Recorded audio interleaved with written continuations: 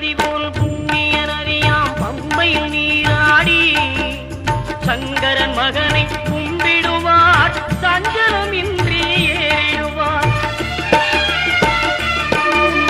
நீலிமலை ஏற்றம் சிவபாலனும் ஏற்றிடுவார். காலமெல்லாம் நமக்கே அருள்காவலனாயிருப்பார். தேகபலம் தா பாதபலம் தா தேகபலம் தா பாதபலம் தா தேகபலம் தா